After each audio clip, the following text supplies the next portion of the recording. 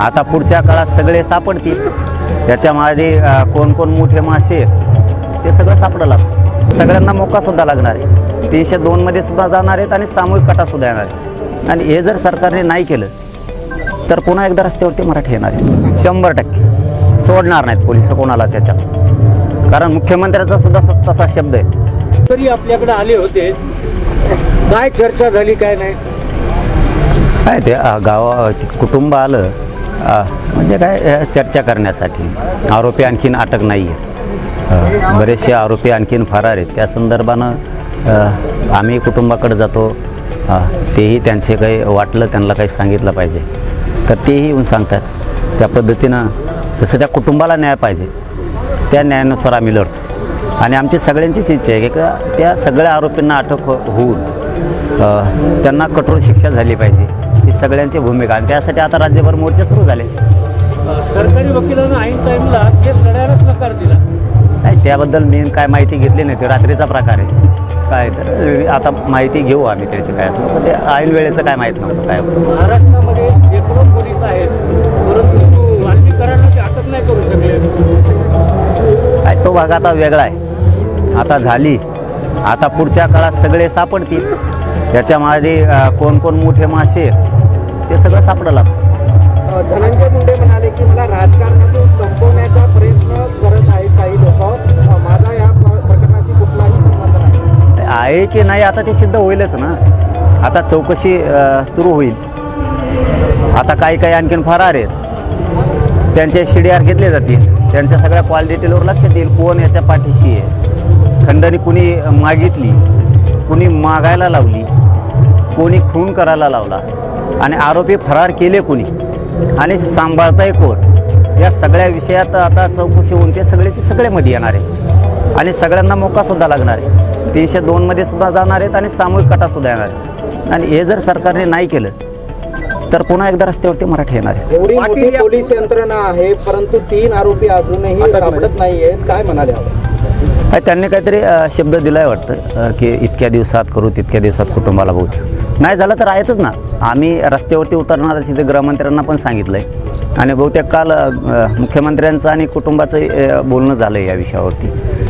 परंतु सरकारने दिलेला शब्द आणि मुख्यमंत्र्यांनी जो शब्द दिला त्या दिवशी की मी सगळ्यांना सजाच लावणार, सगळ्यांना अटकच करणार, या विषयावरती त्या शब्दाला ते खरं भरतील। नाही भरले तर रस्त्यावरती आम्ही येणार आहे। गृहमंत्र्याचं अपयश आहे का फडणवीस? आत्ता नाही म्हणताय ना, आणखीन राहिलेले आरोपी किती दिवसात पकडतायत काय ते जरा बघू द्या। मग एकदा आम्ही सुटलोत ना मग नाही सोडत। तुमचे लाडके देवेंद्र फडणवीस योग्य गृहमंत्री आहेत असं वाटतं का? तुमचे नाही काय? तुमचे लाडके तुमचे जास्त आहेत। असं लाडकं फाडकं काय नसतं राजकारणात, समाजकारणात काम करताना कोणी कोणाचं लाडकं नसतं ना, कोणी कोणाचा शत्रू नसतो ना, विरोधक नसतो। ज्या वेळेस जी चुकी होईल त्या वेळेस त्या पद्धतीनं बोलावं लागतं आणि करावं पण लागतं। मग आता ते जर दिलेला शब्द पाळत असतील तर आम्ही अपेक्षा ठेवून येत की आरोपीला पकडतील म्हणून, आणि त्यांनी दिलेला शब्द नाही पाळला तर राज्यात आम्ही उतरणार आहेत पुन्हा। मागच्या वेळेस तुम्ही मुख्यमंत्री कधी म्हणत नव्हता, देवेंद्र फडणवीस म्हणत होता, आता तुम्ही मुख्यमंत्री म्हणताय, म्हणजे एकनाथ शिंदे असताना तुम्ही त्यांचं नाव नाही घेतलं कधी? नाही, नाव घेतलं नाही घेतलं असं काय रूल नाही की नाव घेतलंच पाहिजे नाही घेतलं पाहिजे। बघूयात ना, आता ते पहिल्यांदा म्हणत होते की मी कुणाला अडसर नाही आहे। एकनाथ शिंदे साहेबाला विचारा की मी अडसर आहे का, मी कुणाला अडवा येत नाही मराठा आरक्षणाच्या बाबत। आता लक्षात येईल, आता तेच आहेत मुख्यमंत्री, आडवे येतात का नाहीत, 25 जानेवारीपर्यंत आरक्षणाचा विषय मार्गी काढतात की नाहीत आता लक्षात येईल आमच्या। आता कसं आंदोलन करणार आहात? काय ठरलंय? आमरण उपोषण 25 जानेवारीला फायनल आहे, परंतु सामूहिक सुद्धा होण्याची शक्यता आहे, कारण राज्यातले सगळे पोरं म्हणतात की आम्हाला पण उपोषणाला बसायचं आहे आता, पण कोणाला जबरदस्ती नाही आहे, ज्याची इच्छा असेल ते बसतील। परंतु राज्यात आता सुरू झालं आहे की जिल्ह्यातही सुरू झालं आहे की उपोषणाला आम्ही पण बसणार, कारण आता ही शेवटची टक्कर द्यायची, ही अंतिम लढाई करायची आणि आरक्षण मिळवायचं हे आता मराठ्यांच्या गावागावातल्या पोरांनी ठरवलं आहे। त्यामुळं राज्यभर जिल्ह्यात मराठ्यांच्या पोरांनी बैठका आपण आपल्या गावात सुरू केल्या। सरकार एवढं बहुमताचं आहे, आता तुमचं आंदोलन ते गांभीर्याने घेतील का? 5 वर्षाचं चिंता नाही सरकारला? अरे बहुमताचं फेवमताचं काय असतं, तेव्हा हेच होते ना, नुसते खांदे बदलेले, दुपारचे नांगराच्या बैलाचे खांदे बदलेल्यासारखे। पहिल्यांदा ते होते ना, आता हे आले तेच येतं, काय करणार आहेत ते? काय करत नाही ते मराठ्यांपुढे सरकार फार काय नाही. गांभीर्याने घेईल का सरकार आता? आम्ही बघतो ना आता ढकलाढकली होती ना आत्तापर्यंत ढकलाढकली होती की मी मुख्यमंत्र्यांना अडचण आणत नाही एकनाथ शिंदे साहेबाला. आता मुख्यमंत्रीच तुम्ही आहेत. बघू आता 25 तारखेपर्यंत काय करते. तोपर्यंत आम्ही त्यांना वेळ दिलेला आहे, बोलणार पण नाहीत. 25च्या नंतर सोडणार नाही. वाल्मिक कराडला 14 दिवसात सूर्यवंशी यांच्याबाबत जी कारवाई झालेली आहे त्याच्यावर जरांगे समाधानी आहेत का गृह विभागावर? नाही, समाधानी असण्याचं कारणच नाही ना. का समाधानी?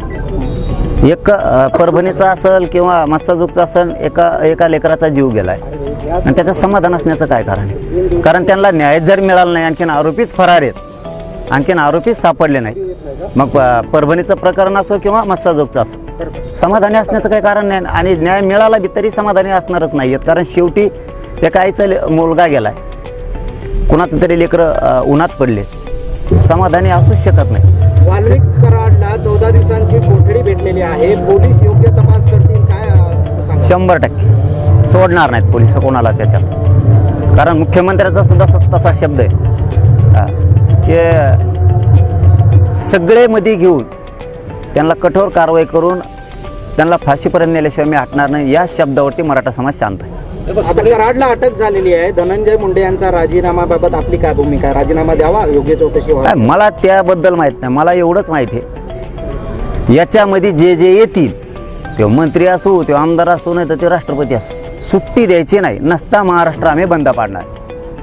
तो जे आता त्याचा तपास करायचा आहे. राहिलेले आरोपीसुद्धा, मुख्य आरोपीसुद्धा बाहेर येत आणखीन फार, त्यांना सुद्धा अटक करायचं. आणि यांनी कोणाकोणाला फोन केले होते? यांना कुणी पळून लावलंय, कुणी आसरा दिलाय?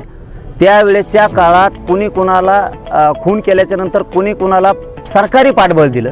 याच्यामध्ये कोण कोण मंत्री येतं, आमदार आहेत का, खासदार आहेत का, किंवा सरकारमधले कोणी मंत्री आहेत का, हे शोधायचं काम कॉल डिटेल घेऊन तपास यंत्रणेने करायचं. आणि ते 100% करतील ही खात्री. वाल्मिक कराड सोबत शेवटच्या क्षणापर्यंत पोलीस होते, ते अजूनही ड्युटीवर हजर झाले नाहीत. त्यांना सरकारनं निलंबित पण केलं नाही. नाही, त्याबद्दल नव्हतं मला माहिती. आता विचारतो. माहिती आहे का तशी निलंबित? अरे मग ठुता कशाला? ते पण माहिती घेतल्यावर मला जरा बोलायची सवय. मग मी हवेत गोळ्या फेकीत नाही. जशा ज्या पद्धतीनं प्रकरण उचलून धरलं, म्हणजे सभागृहात असेल, सभागृहाच्या बाहेर त्या सुरेश दसांबद्दल काय बोलाल तुम्ही? जितेंद्र आव्हाड आणि सुरेश दस. हे बघा, समाजाच्या कामात एखाद्याच्या लेकराला न्याय देण्यासाठी तो विरोधीचा असो किंवा सत्ताधाऱ्याचा असो, जो आमदार बोलतो त्याच्या पाठीशी समाजानं पण उभा राहिलं पाहिजे.